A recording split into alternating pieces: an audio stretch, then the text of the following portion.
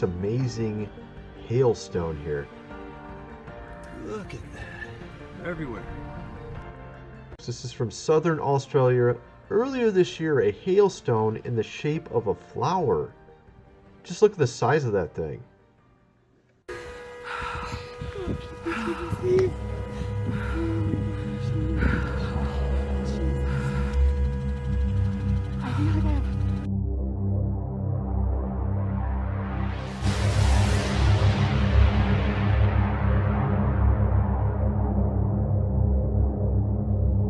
Look at this shocking snowfall. This is in Austria and also in parts of Japan where we see this insane amount of snowfall.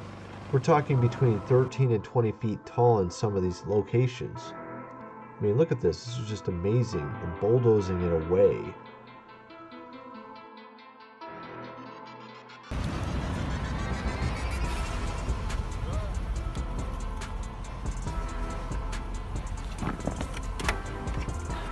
Here we have a Swiss resort that was hit by an avalanche from snowfall, shoveling snow out of the building. You can see this bus basically buried here. And here's Germany. You can see obviously a little bit of snow, just a wee bit.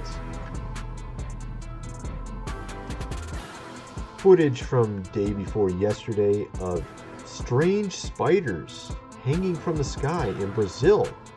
This phenomenon, actually, what they do is they go from one telephone pole to another, and they basically mask the sky with cobwebs. And these are giant spiders, by the way. If you could just imagine these raining down on you while you're walking around. A little bit of fun, as you can imagine. Fala! Pescador, então.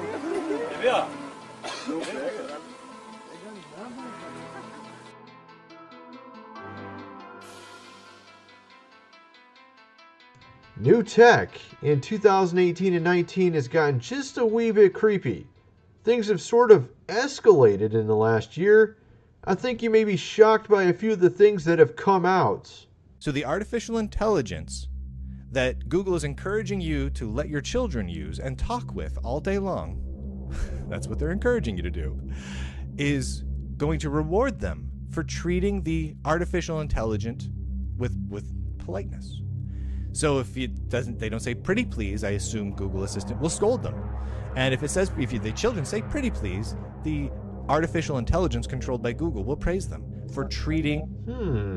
I think that may not work out too well for humanity if your children are basically serving AI robots. Lennar announced Wednesday that standard features in its new homes will include built-in Wi-Fi, all right, smart locks, doorbells, doorbells connected up to Amazon, yay, thermostats and lights, all controlled by Alexa, Amazon's voice-activated digital assistant.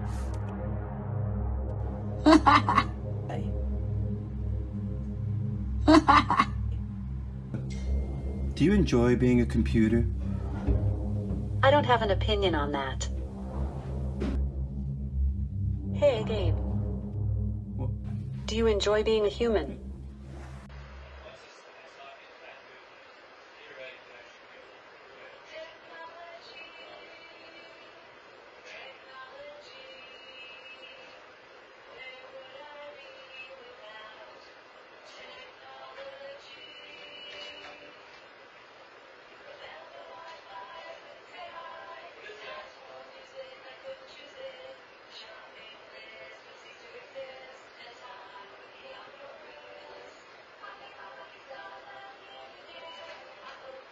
Alexa, stop.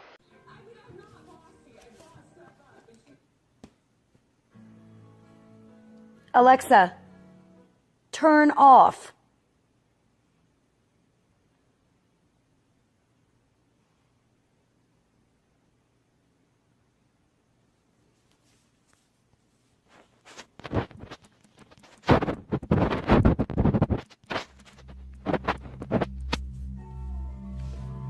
Alexa, turn off.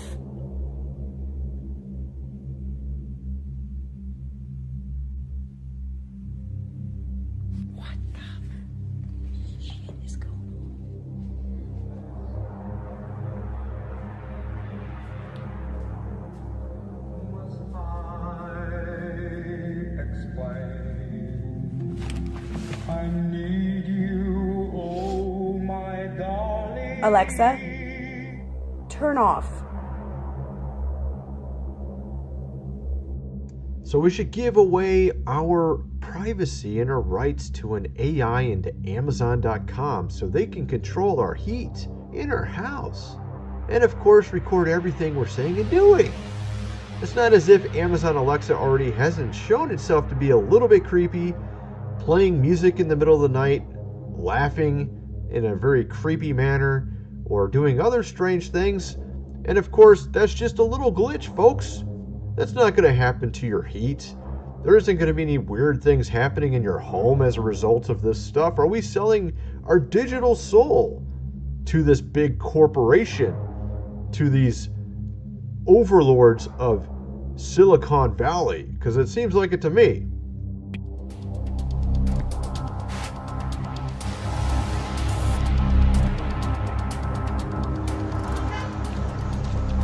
For decades, facial recognition has been the stuff of science fiction.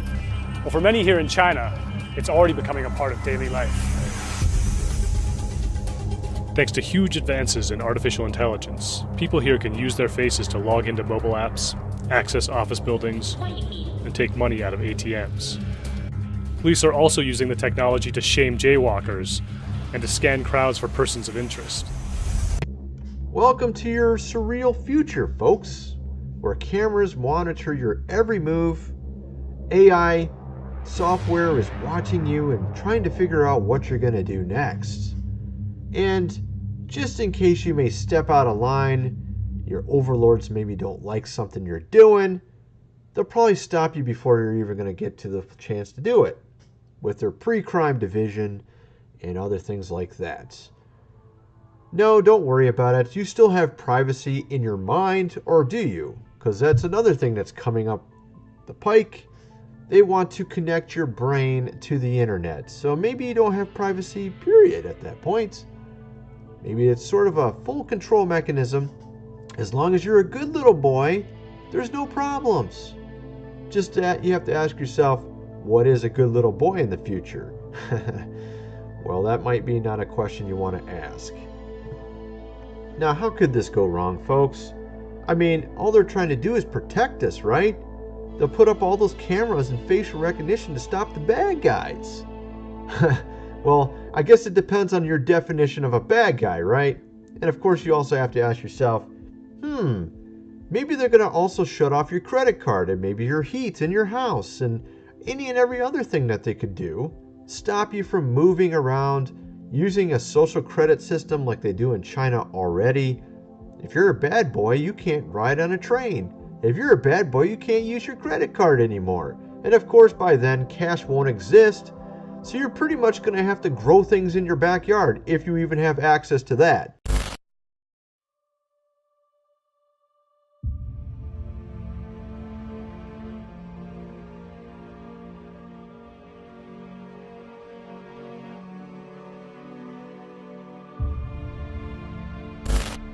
And he causeth all, both small and great, rich and poor, free and bond, to receive a mark in their right hand or in their foreheads, and that no man might buy or sell, save he that had the mark or the name of the beast or the number of his name.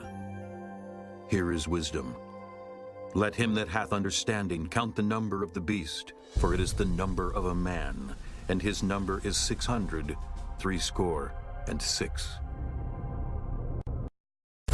People will be forced to take the mark of the beast. So many Christians will take the mark of the beast, because many of them are thinking that it's harmless.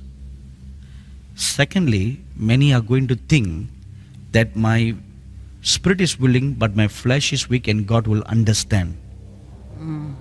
Sadly, God will not understand, because we have been warned not to take the mark of the beast. The word is clear. We can't take it. Right. Unless we want to go to hell. Not only he says not to take the mark, he also says all those who take the mark will be doomed forever.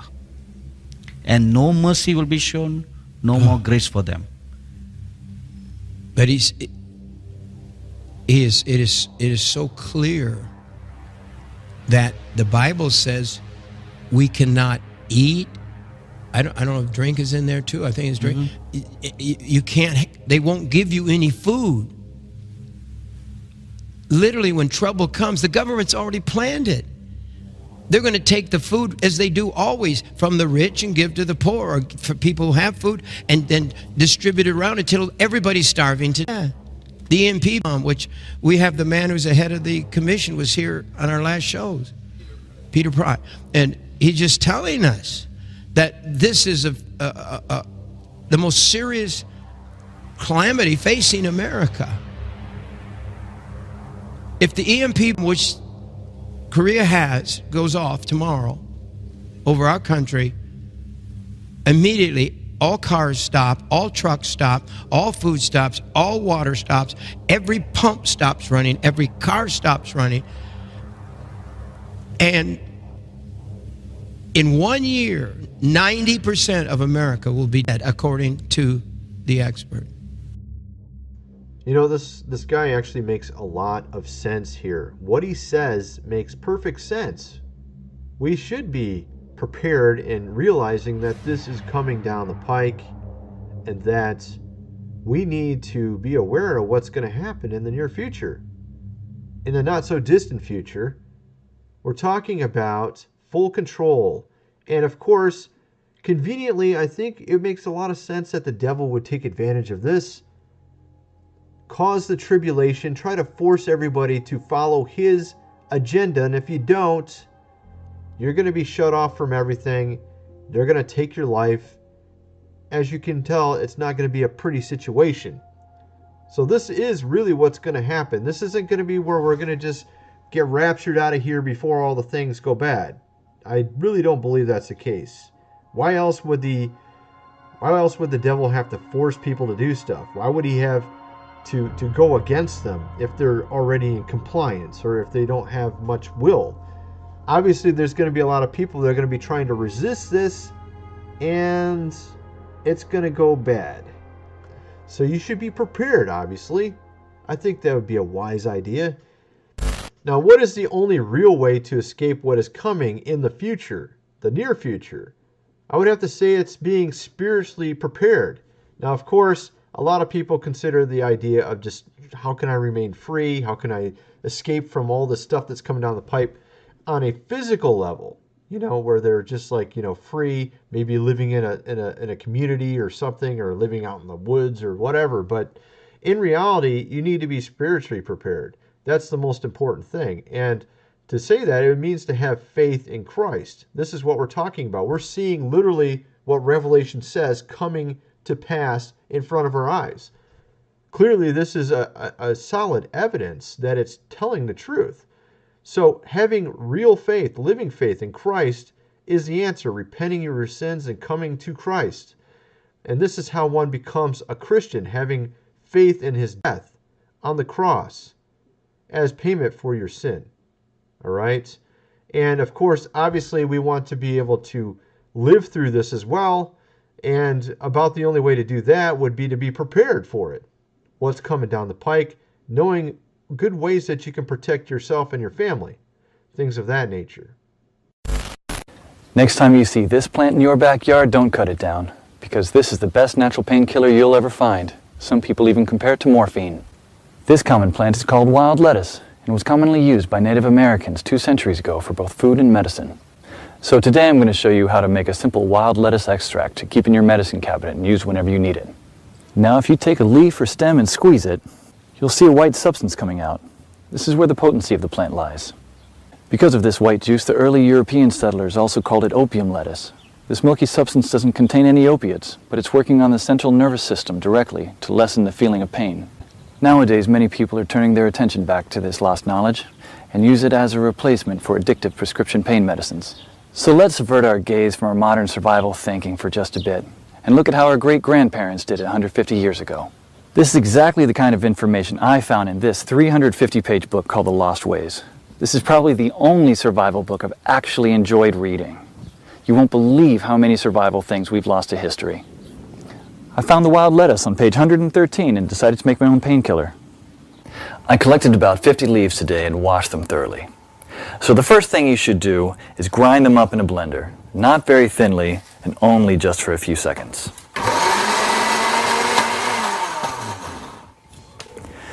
Place the ground leaves into a wide pot and add just enough water to cover them.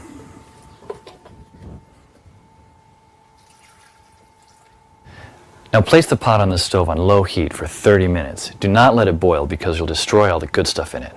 Stir every 15 minutes until the water reaches a dark brown color, just like this. Now pour the substance while still hot into another pot through a strainer. Almost none or very little plant material should get through it. Try to squeeze as much water as you can while the plant is in the strainer. This solution contains all the core elements of wild lettuce, especially the pain-killing essence.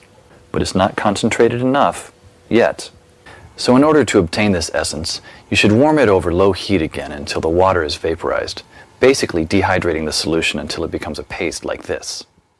Be careful at the end when there is little water left. You should not burn the extract at the bottom of the pot. What you should have now here is pure wild lettuce extract. You can pour it in a small glass container like this and put it in your medicine cabinet for later use when you'll need it. Wild lettuce is unscheduled by the FDA, meaning it's legal to grow, own, and forage without prescription or license, just like how the Native Americans used to heal their pain. In the Lost Ways, you'll find lots of these common and valuable weeds with pictures, how to identify them, how to prepare them, and how to use them, all with different medical effects. Because when the medical system collapses, this will be the only option you have to heal yourself. I personally happen to know the man behind this book. Claude is an old-fashioned guy by any standard. He lives with his wife and 2 children in a log cabin he personally built, cooks outside on an open flame in a cauldron most of the time, and all of his clothes are handmade. He has a 150-square-foot root cellar stuffed with all sorts of homemade canned foods and goods, and he raises cows, sheep, and chickens. I thought several times to myself that this guy will never be troubled by any crisis, because the coming crisis we all prep for is what folks 150 years ago called daily life. No electrical power, no refrigerators, no internet, no computers, no TV, no hyperactive law enforcement, no Safeway or Walmart. They got things done or else we wouldn't be here. In the next 7 minutes, Claude will unearth a long-forgotten secret that helped our ancestors survive famines, wars, economic crisis, disease, droughts, and anything else life threw at them. A secret that will help you do the same for your loved ones when America crumbles into the ground. He's also going to share with you 3 pioneer lessons that will ensure your kids are well fed even when others are rummaging through garbage bins. In fact, these 3 old teachings will improve your life just as they did for me, immediately once you hear them. My name is Claude Davis. You may know me from my website, askaprepper.com, or you may have seen my warnings in the media, but few of you know me personally. My story is emotionally heavy, with struggles and disappointments, but also with a faith in God and a strong will to survive that finally led me being here. So pay close attention, because this video will change your life for the good. Lesson number 1, don't take anything for granted. My grandparents from my father's side came to America from Ukraine just before the Second World War and started a small farm in Texas where I grew up without missing a thing. But my grandfather wasn't so lucky. When he was only 12 and still in Ukraine, he survived one of the most horrific famines. Of the 100 families that lived on his street, only 20 survived. So what you're about to hear is a real recollection, as it was written in a personal journal just after the crisis by one of his neighbors. Where did all the bread disappear? I do not really know. Maybe they've taken it all abroad. The authorities have confiscated it, removed it from the villages, loaded grain into the railway coaches, and took it away someplace. They've searched the houses and taken away everything, to the smallest thing. All the vegetable gardens, all the cellars were raked out, and everything was taken away. It was so dreadful that every day became engraved in my memory. People were lying everywhere as dead flies. The stench was awful. Many of our neighbors and acquaintances from our street died. We tried to survive the best we could. We collected grass, goosefoot, burdocks, rotten potatoes, and made pancakes, soups from putrid beans or nettles, collected clay from the trees and ate it, ate sparrows, pigeons, cats, and dogs. When there were still cattle, it was eaten first, then the domestic animals. Some were eating their own children. I would never be able to eat my child. One of our neighbors came home when her husband, suffering from severe starvation, ate their own baby daughter. This woman went crazy. Another neighbor wrote a petition to the authorities, and here's just a paragraph from that. Said, "Please return the grain that you've confiscated from me. If you don't return it, I'll die. I'm 78 years old and I'm incapable of searching for food for myself." And of course, nobody cared. In a crisis, it's everyone for himself. Although in many cases, families did still remain families. But just after the winter, when there's absolutely nothing to eat, my grandfather, together with his mother, went to the nearest town where the government had established a soup kitchen. Unfortunately, the 25-mile journey was too much for his mother. After just 5 miles, she couldn't walk anymore. My grandfather noted in his journal, "Mother said, save yourself, run to town." I turned back twice. I could not bear to leave my mother, but she begged and cried, and I finally went for good. Now, I don't know about you guys. I'm a father myself, and when I read these things, I burst into tears. Now, please allow me to take a wild guess here, without getting mad at me. Your life's not perfect, but at least you have a computer or a mobile device to watch this video on. Your fridge is probably half full, and while you have your problems, starvation is not one of them. And even though your job or retirement could be more enjoyable, you probably have enough money to at least get by. And that's great. But make no mistake taking this for granted. History has shown us many times that it can all fly away in a split second. The biggest misstep that you can take now is to think that this can never happen in America or to you. All that my grandfather and our ancestors who came here and formed America lived through would be in vain without lesson number 2. Those who cannot remember the past are condemned to repeat it. Now, call me old-fashioned, I don't care, but I completely believe in America and what our ancestors stood for. They all had a part in turning this land into one of the most powerful countries in the world. Many died and suffered before a creative mind found an ingenious solution to, maybe, a century-long problem. Now, believe it or not, our ancestors' skills are all covered in American blood. And this is why these must be fought for, protected, and handed on for them to do the same for our children and our children's children. But now, my friends, we're sitting on the edge of oblivion.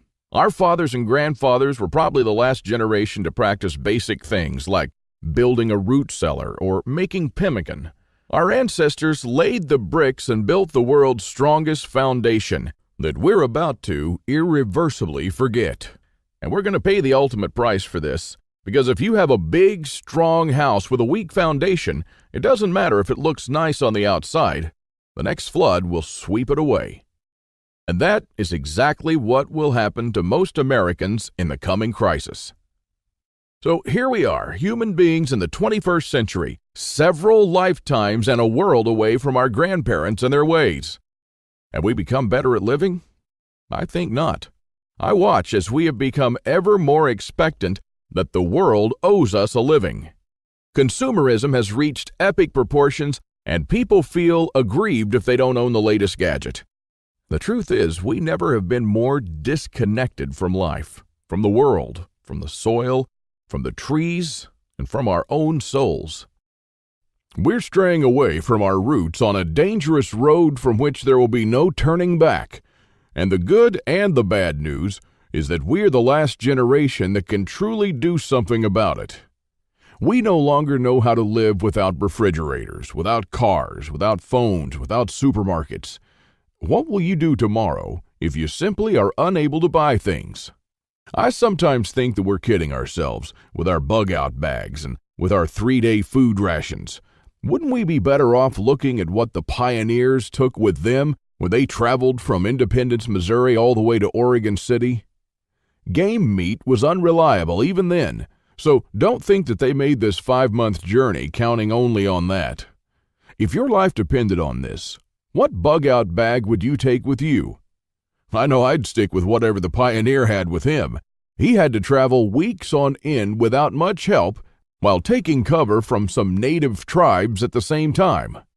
And this is just a small, tiny example. I don't want to see our forefathers' knowledge disappear into the darkness of time. And if you care about your family and what America stands for, then neither should you. This is the third and most important lesson of all. It's always up to you. Now, I believe in God and in the power of free will, and I believe that you are the only one in charge of your destiny, and that you're constantly making decisions that shape the rest of your life. Now, it's true we all had different starts, depending on our families and upbringing, but for most of us here in the United States, we at least had decent beginnings. We had water and food, we could go shopping from time to time, and we had a decent medical system compared to other countries. We should be more thankful for that. And we should ensure that we have something put aside for darker times. If anything goes wrong with this country, don't blame the government or the president. They don't truly care about you or your family. You'll be the only one in charge of your fate. Now, I don't know if you've noticed, but nothing falls from the sky. God helps you, but He doesn't lay it on your table. You have to work hard and do things yourself. As long as you're aware of this, your destiny rests solely on you and your willpower. Now, you can truly change things, and you can do a lot more than you think you can. With this idea in mind, 5 years ago, I wanted to do something that hadn't been done before. Something that not only would help me survive a crisis without investing a fortune in stockpiles, but something that I could do around my house on a daily basis using only methods that were tested and proven by our forefathers for centuries. I wanted to unearth and learn the forgotten ways of our great-grandparents. I went to my grandfather to find out how he survived and to learn the little secrets that helped him stay alive in spite of almost everyone else dying. Now, he was almost 90 years old, but the old man was still in good shape. For 3 weeks on end, I absorbed his lessons like a dry sponge. And on top of that, we built a lot of things together, including a root cellar and a storm shelter, just like the folks did when he was young. We made lard and ham, and we smoked 4 turkeys and preserved them for winter in 4 different traditional ways, and a lot more. And when I was a child, I was raised by my grandparents, but I hadn't spent much quality time with them until then. In fact, there were months when we barely even spoke, not because we couldn't stand each other, but only because I was always too busy working or taking care of my kids. A lame excuse and a thing that I deeply regretted later on in life. Well, my grandfather passed on a couple of years ago, and with him, a magnificent amount of survival knowledge. I don't know if you're in a similar situation, but think about your grandfather and how many things he did or knew, things that will vanish forever into the dark abyss of ignorance. And because I deeply believed in lesson number 3, that I was the only one who could change something, my goal for the last couple of years changed from not just learning, but saving our forefathers' ways. This is one of the most important things I've done in my life, and I'm proud of it, but it took me 5 difficult years. Now, first, there's no person that knows all our forefathers' forgotten secrets. Let's just say there are still a handful of people that still practice a lost skill transmitted from generation to generation, even today. But not all the skills, of course. I had to get in touch with a lot of people. Second, where do you find these guys? They are no mainstream survival experts. They don't have a website or a TV show, and some of them even live in remote areas with no internet or TV cable, earning a living like the pioneers did. Third, I wanted to do something unprecedented. You know, articles like 11 skills your great-grandparents had that you didn't, and they started listing the skills: hunting, fishing, foraging, butchering, and so on. Well, this kind of information will never help anyone. I needed something solid, exact, and to the point. Not just skills, I wanted to know things that they actually built, ate, and stored, and exactly how they did it. And fourth, I'm not sitting on a gold mine. As much as I enjoyed traveling and learning these skills, I still needed to go to work. But what I didn't realize when I started my quest is that you can't save these skills only by writing them down. If all these writings will be forgotten in a dusty drawer right next to my bed, it won't help anyone. This knowledge will die together with me, and all my efforts to save our forefathers' ways would have been in vain. So this is because all my life I blindly believed in lesson 3, that it's always up to me. but I was wrong. In this case, it's only halfway there. It's also up to you. Today is your chance to be a part of saving our ancestors' lost ways. I wanted to make this information available to every family out there without having to spend years of their lives or thousands of dollars. So I came up with this great idea to edit all my manuscripts and turn all this lost knowledge into one of the greatest books of this century. The Lost Ways, Saving Our Forefathers' Skills. Now, as you can see, I designed and edited the book in an old-fashioned way, but most of it is not written by me personally, because I didn't want people to read a second account. I'm sure a lot of information would have been lost in this process. You know, those little secrets that make a thing really work? Those little things that make a big difference. So I paid these experts for their time, and I got what I wanted. These people are not professional writers, but instead are uniquely special. They're neither the strong, badass type that you see in Rambo movies, nor the ultra-rich preppers from reality shows. They're simple people who know a lost skill very, very well. They're smart, shrewd, and wise enough to survive for months or even years in the world's most remote places. Now, here's a glimpse of what you'll find in The Lost Ways. You'll discover the lost remedies used by our ancestors for centuries. And I'm not talking about rare and complicated insights that only a botanist knows. I'm talking about plants that grow in your backyard or around your house. Very common weeds. For example, this common driveway weed is one of nature's most powerful survival plants. It's not only edible, but it's super nutritious, easy to identify, has no poisonous lookalikes, and is used as medicine. Following the instructions from The Lost Ways, go ahead and use this underestimated or discredited plant and make yourself a powerful antimicrobial and cell regrowth bandage. Or simply make a tea with it that can be used for a wide range of digestive problems and toothaches. Native American Eric Bainbridge, who is on the board of directors of a Native American Educational and took part in the reconstruction of the native village of Kualoklo in California, will show you how Native Americans build the subterranean roundhouse, an underground house that today will serve you as a storm shelter, a perfectly camouflaged hideout, or a bunker. It can easily shelter 3 to 4 families. So how will you feel if, when all hell breaks loose, you'll be able to call all your loved ones and offer them guidance and shelter? And besides that, the subterranean roundhouse makes an awesome root cellar where you can keep all your food and water reserves year-round. From Ruff Simmons, an Old West history expert and former deputy, you'll learn the techniques and methods used by the wise sheriffs from the frontiers to defend an entire village despite being outnumbered and outgunned by gangs of robbers and bandits, and how you can use their wisdom to defend your home against looters when you'll be surrounded. Patrick Shelley, who earned a living in the woods for years on end, will show you how to make foolproof traps. He wrote an awesome chapter about how to trap different animals in winter just like our forefathers. When 100 hungry mouths will shoot each other over the last deer to feed their children, your family can eat the favorite food of trappers and mountain men from the 1800s.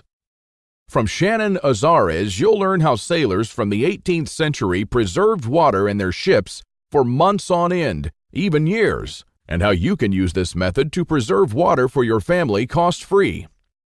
Mike Searson, who is a firearm and Old West history expert, will show you what to do when there's no more ammo to be had, how people who wandered the West managed to hunt 8 deer with 6 bullets, and why their supply of ammo never ran out. Remember the panic buying in the first half of 2013? Well, that was nothing compared to what's going to precede the collapse. From Susan Morrow, an ex-science teacher and chemist, you'll master the art of poultice. She says, if you really explore the ingredients from which our forefathers made poultices, you'll be totally surprised by the similarities with modern medicine. Well, how would you feel in a crisis to be the only one from the group knowledgeable about this lost skill? When there are no more antibiotics, people will turn to you to save their children's lives. If you liked our video tutorial on how to make pemmican, then you'll love this. I'll show you how to make another superfood that our troops were using in the Revolutionary War, which even George Washington ate on several occasions. This food never goes bad, And I'm not talking about honey or vinegar. I'm talking about real food. And the awesome part is that you can make this food in just 10 minutes. And I'm pretty sure that you already have the ingredients in your house right now. Now, really, this is all just a peek. The Lost Ways is a far-reaching book with chapters ranging from simple things like making tasty bark bread, like people did when there was no food, to building a traditional backyard smokehouse, and many, many, many more. And believe it or not, this isn't all. If you get The Lost Ways right now, you'll also receive 3 exclusive reports that will be off the table soon. There's an old saying that our great-grandparents used to know. Once in life, you need a doctor, a lawyer, a policeman, and a preacher. But every day, 3 times a day, you need a farmer. So the first report you'll get is what every survivalist should grow in his backyard. This special report contains the most nutritious and toughest plants that you should start growing so you'll never run out of food. These plants are reliable in the worst possible conditions, including drought, flooding, or light deprivation. And you'll also find instructions on how to plant, grow, harvest, and store them. I'm also pretty sure that you're familiar with this 150-year-old saying that it's not the strongest species that survived nor the most intelligent, but the ones most responsive to change. So the second bonus you'll get is how to outlive an EMP, the early pioneer way, which is a day-by-day guide that shows you what to do after an EMP every day for 30 days using the Lost Ways. Think about it this way. If an EMP had struck in the late 1800s, nobody would have noticed it. Our great-grandparents didn't even know what an EMP was, nor did they know what modern technology was. But they surely lived, survived, and prospered without it. Now things are a little bit different, and because this event can happen all of a sudden with no warning whatsoever, it might be difficult for even the smartest minds to know what to do from the moment the running water stops and your food spoils to the moment when looters come knocking at your door. So in this report, you'll learn the 10 things that you should do on day 1, what you should make on day 2, what you definitely need to turn to on day 3, and so on until day 30, when you'll be absolutely 100% self-sufficient, protected, and able to help others if you want to. Unless you're living in a bunker full of stockpiles, doing these things in the wrong order may literally mean death. Now, I'll show you what to do every day so you'll never run out of water, food, or heat, and then what to do or build to improve things day by day. Another old saying people used to say is, for every minute you spend organizing, an hour is earned. So the third report you'll get is a step-by-step guide to building your own can rotation system that can hold at least 700 cans of different sizes. You'll never have to look at 50 cans for expiration dates, and you'll never need to throw away cans again because they've spoiled. A can rotator is not only a time saver but also a money saver. As you can see in this video, the mechanism is very simple. Whenever you buy new cans, you insert them in the upper shelf. The cans will automatically roll down, and they'll be the last in the row. When you pick them up, you do so from the shelf below. So you'll always pick the can that you bought first and therefore with the closest expiration date. Cool and efficient. The one you've just seen in the video, I built with only $95. Pretty cheap if you think that a similar rotator costs $420 on Amazon and holds only 450 cans, and theirs aren't even that cool. Now, once you have the plans and the step-by-step guide with pictures, all it takes is just 1 day of work, even less. So, if you choose to save the Lost Ways now, you'll also get these 3 exclusive bonuses that are worth $29 each, for free, and unlimited access to the members area, where you can ask me anything at any time. I'll be there to answer your questions and to help you if you need any clarification on anything. By knowing the ways of our forefathers, believe it or not, you're covered for anything. You'll never have to spend money on any prepping material again. And forget about unreliable and expensive modern survival equipment. Why even bother with reinventing the wheel? when these things have been working right for centuries. The Lost Ways prepares you to deal with worst-case scenarios with the minimum amount of resources, just like our forefathers lived their lives, totally independent from electricity, cars, or modern technology whatsoever, which means you'll also be bulletproof against the ever-increasing threat of an electromagnetic pulse, a powerful economic breakdown, famines, and natural disasters. You'll have the power to protect and save your family, even to rebuild your community during the worst of times. And besides that, The Lost Ways is not merely a survival book, because most of the knowledge you'll find in it will begin improving things in your life starting today. What I'm talking about is the type of self-sufficiency that our great-grandfathers used to have. I'm talking about things that they did around their homes and the healthy lives that they lived. And at the same time, you get to take part in doing something great, saving our forefathers' lost skills. Now, I consider that I've done my part, the hardest and costliest part, if I may say so. All you need to do is to make sure that you hand this knowledge over when it's time to, and take full advantage of it until then. Now, I've shown it to some expert preppers and readers of mine, and some of them said that they would easily pay $1,000 just to learn these skills. I even thought of creating a weekend workshop and charging at least $500 for a seat. There are a lot of people that do that. But I realized that this would be wrong because only a handful of people will actually learn the Lost Ways. And while my main focus is not to get rich, but to save these skills by spreading this knowledge to other people just like me. Now, remember when a man's word was his bond? When you made an agreement and you just shook on it? Well, frankly, I'd like to do things the old-fashioned way here, on a handshake. So today, you can just shake my hand and seal the deal for a price that anyone can afford. While this video is still up, you can get The Lost Ways plus the 3 bonuses for a one-time special offer of just $37. But the only way to get it is to click the Add to Cart button below now. The way I see it, you have 3 options here. You can hope that things will get better and that a crisis will never strike America. And I'm hoping the same thing, by the way. But my grandfather taught me better. He taught me, as I've told you, to never take anything for granted.